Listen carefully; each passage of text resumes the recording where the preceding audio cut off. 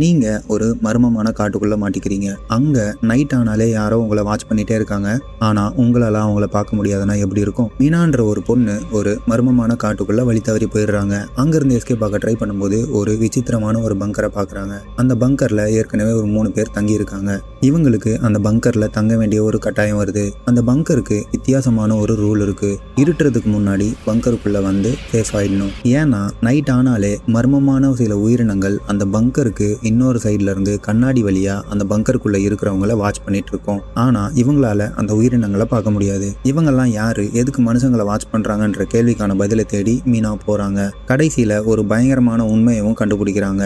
அந்த உண்மை அவங்களோட வாழ்க்கையவே மாத்திடுது. தி வாட்சர்ஸ். கிரீப்பியான அட்மாஸ்பியர், அன்எக்ஸ்பெக்டடான ட்விஸ்ட், அடுத்து என்ன நடக்கும்னு நம்மளை யோசிக்க வைக்கிற சஸ்பென்ஸ். நம்மளை யாரோ கொல்ல போறாங்கன்றதை விட நம்மளை யாரோ வாட்ச் பண்ணிட்டு இருக்காங்கன்றது தான் ஒரு பயங்கரமான விஷயம்ன்றதை இந்த படம் நம்மளுக்கு காட்டுது. இந்த படத்தை நீங்க பார்த்துருக்கீங்களா? உங்களோட கருத்தை கமெண்ட்ஸ்ல சொல்லுங்க.